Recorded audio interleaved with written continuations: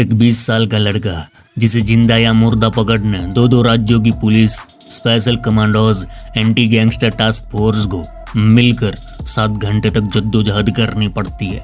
एक 20 साल का लड़का पुलिस के इतने बड़े लाव लश्कर के सामने अकेला भिड़ जाता है। ना उसे पुलिस की गोली का डर, ना मौत का डर। 20 साल के इस छोकरे को मारने हरियाणा और दिल्ली हाईवे पर मंडी फरीदाबाद रोड को 7 घंटे तक ब्लॉक कर दिया जाता है। यानी आम नागरिक को इस रास्ते से जाने पर पूरी तरह पाबंदी। अगर कोई गलती से भी चला जाए तो वह शक के दायरे में आ जाता। 7 घंटे तक इस रोड पर ताबड़तोड़ गोलियों की ऐसी बौछार हुई कि आसपास का पूरा इलाका साइलेंट हो गया, क्योंकि 20 साल का वह छोकरा पूरी तरह से वायलेंट हो चुका था। पुलिस को उसे शांत करना बहुत जरूरी बन गया था, वरना वह कई पुलिस वालों की जान ले सकता था। अरे मामा, ये डरावनी घटना कोई सालों पहले नहीं घटी, बल्कि आज से 3 दिन पहले यानी सोमवार मंगलवार की अर्ली मॉर्निंग यह सब हुआ है। और इस एनकाउंटर में मारा गया वह 20 साल का छोकरा कोई बेबस लाचार नहीं था, ना ही वह कोई हीरो था, वह था एक विलेन। 20 साल की उम्र में आते आते उसने न जाने कितनों की उम्र छीन ली, कई घरों को उजाड़ दिया। कहते हैं जब वह सरफिरा बन जाता, उसका दिमाग सटक जाता, तब वह दोनों हाथों में पिस्टल लेकर यमराज की माफिक मौत का नंगा नाच करता। उसने कईयों के शरीर को लोहे से भर दिया, और जब ऊपर वाले ने हिसाब किया तो उसका शरीर भी लोहे से भर दिया गया। कम उम्र में उसने इतने गुनाह कर दिए कि 2 दिन पहले वह खुद पुलिस की गोलियों का शिकार बन गया। 20 साल के इस खतरनाक गैंगस्टर का नाम है रोमिल वोहरा। रोमिल वोहरा की कहानी हमें एक बार फिर दुर्लभ कश्यप, सुखा काहलो, अमन साहू जैसे गैंगस्टरों के उदय से लेकर अंत तक की कहानियों की याद दिला देती है, क्योंकि ये सारे भी कम उम्र में दुनिया पर राज करने निकले थे और कम उम्र में ही मारे गए। खैर, रोमिल वोहरा कौन था, उसकी कहानी क्या है, आखिर इतनी कम उम्र में उसने हथियार क्यों उठाए।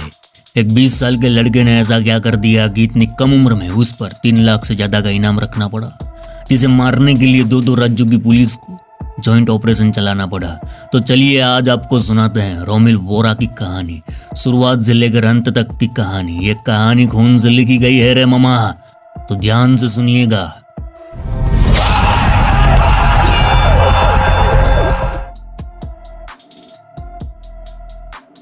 केम छो मजामा रे मामा। रोमिल की कहानी की शुरुआत होती है आज से तकरीबन 20 साल पहले। जगह थी हरियाणा का यमुनानगर। वह रात थी 1 फरवरी 2005 की। घोर अंधेरी काली रात थी। यमुनानगर की रामपुरा कॉलोनी में कपिल वोहरा के घर किलकारियां गूंज उठती है। बेटे के जन्म से कपिल वोहरा की खुशियों का ठिकाना न रहा।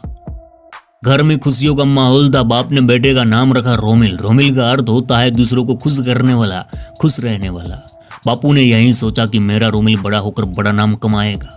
एक साधारण मिडिल क्लास फैमिली में पला बड़ा रोमिल अपने माँ बाप की इकलौती संतान था। रोमिल थोड़ा बड़ा हुआ, शहर के अच्छे स्कूल में उसका दाखिला कराया गया। कुछ कक्षा के बाद रोमिल को दूसरे स्कूल में दाखिला कराया गया, लेकिन उसकी पढ़ाई से ज्यादा चर्चा उसके स्वभाव की थी। रोमिल बाहर से शांत दिखता, लेकिन उसके दिल और दिमाग में कुछ बड़ा करने की इच्छाएं हरदम उसे बावरा बनाती। वह दुनिया पर राज करने के ख्वाब देखता। उसे खूब सारा पैसा और पावर चाहिए था। वह चाहता था कि लोग उसे सलाम ठोके। यमुनानगर के लोग बताते हैं कि जब रोमिल 17 साल की दहलीज पर कदम रखा, तब वह 11वीं की पढ़ाई कर रहा था। एक दिन स्कूल में उसकी एक छात्र से कहासुनी हो गई। तुत्तू में मारपीट में बदल गई, और फिर रोमिल मानो खुला सांड बन गया। उस छात्र को मार मार के भरथा बना डाला। छात्रों को खून बहने लगा। इस दौरान रोमिल के रौद्र रूप को देख पूरी स्कूल कांप उठी, और फिर दूसरे छात्रों की सेफ्टी के लिए रोमिल को स्कूल से रस्टिकेट कर दिया गया। यमुनानगर के लोग बताते हैं बस यही वह घटना थी जिसने शांत से दिखने वाले रोमिल को शैतान बनने का रास्ता दिखा दिया। वह मानने लगा था कि अपराध की कोई बहुत बड़ी सजा नहीं मिलती। पुलिस फाइलों के मुताबिक अब रोमिल की स्कूल छूट गई, हाथों से किताब छूट गई, दूसरे हाथ में बंदूक आ गई। अब वह शहर में खुले सांड की तरह घूमने लगा, टसन दिखाता, मारपीट करता। उससे उसका हौसला बढ़ता और उसका ग्रुप भी बढ़ता गया। अब वह लोकल गुंडों और बदमाशों के बीच उठने बैठने लगा। इसके बाद एक दोस्त की मदद से यमुनानगर के कुख्यात काला राणा गैंग में शामिल हो गया। काला राणा देश के सबसे बड़े गैंगस्टर लॉरेंस के सिंडिकेट से जुड़ा हुआ है। रोमिल के परिवार को करीब से जानने वाले कुछ लोग बताते हैं कि उसके पिता कपिल वोहरा अवैध शराब के धंधे में शामिल थे। करीब 5 महीने पहले इसी मामले में पुलिस ने उन्हें गिरफ्तार किया था। इतना ही नहीं रहे, इस अवैध शराब कारोबार में रोमिल की मां अपने पति का पूरा साथ देती। पिता की गिरफ्तारी के बाद नतीजा ये हुआ कि 4 महीने बाद ही उसकी मां को भी पुलिस ने हिरासत में ले लिया। यानी माँ बाप बेटे को पढ़ा लिखा कर अच्छा आदमी बनाना चाहते थे, लेकिन रोमिल ने माँ बाप की बुरी करतूतें देखी और वह भी बदमाश बन गया, अपराधी बन गया। कहते हैं ना, बच्चों के पहले गुरु माँ बाप ही होते हैं। तो मेरे यारों, अच्छे आचरण करो और अपने बच्चों को सही गलत का फर्क समझाओ, ताकि आगे चलकर कोई रोमिल ना बने। शहर में सिर्फ रोमिल का ही खौफ नहीं था, उनके माँ बाप का भी खौफ था। इसके बारे में अगर इनके पड़ोसियों से पूछो तो कोई भी इनके बारे में बात करने को रेडी नहीं, क्योंकि डर है इनका। पुलिस फाइलों के मुताबिक रोमिल ने अपनी मौत से कोई 8 महीने पहले ही काला राणा गैंग ज्वाइन किया और इन 8 महीने में उसने 4 लोगों की हत्या कर दी। सोचो, इतनी कम उम्र में इसका दिमाग कितना सनकी बन गया होगा। रोमिल हरियाणा पुलिस के लिए 1 साल से सिर दर्द बना हुआ था। पुलिस रिकॉर्ड बताते हैं कि उस पर हत्या, वसूली और गोलीबारी जैसे 9 आपराधिक मामले दर्ज है। इनमें से 7 हरियाणा में, एक पंजाब और दिल्ली में दर्ज है। पुलिस अधिकारियों के मुताबिक रोमिल पहले से ही छोटा मोटा अपराध किया करता। नोनी राणा, जो कि काला राणा का भाई है, उसने अक्टूबर 2024 में रोमिल को अपने लिए काम करने का ऑफर दिया और रोमिल ने काला राणा गैंग ज्वाइन किया। इस गिरोह को पहले काला राणा चलाता, जो फिलहाल तिहाड़ जेल में बंद है। अधिकारियों के मुताबिक नोनी राणा ने रोमिल के गुस्से का फायदा उठाकर अपनी योजनाओं को अंजाम दिलवाया। नोनी राणा के कहने पर रोमिल ने 8 महीने में हरियाणा और पंजाब में 4 हत्याएं और 2 बार गोलीबारी की। पुलिस रिकॉर्ड मुताबिक काला राणा के गिरोह ने पहले 13 जून को कुरुक्षेत्र में शराब कारोबारी शांतनु की हत्या की जिम्मेवारी ली और इस वारदात को रोमिल ने अंजाम दिया था। पिछले साल दिसंबर में रोमिल ने अपने साथियों के साथ मिलकर यमुनानगर में एक जिम के बाहर 3 लोगों को गोली मार दी थी। इस वारदात का सीसीटीवी वीडियो आपको यूट्यूब पर मिल जाएगा। बड़े खतरनाक तरीके से इस ट्रिपल मर्डर को अंजाम दिया गया था। पिछले महीने रोमिल ने यमुनानगर में ILTS सेंटर पर वसूली करने के मकसद से अंधाधुंध गोलीबारी की थी।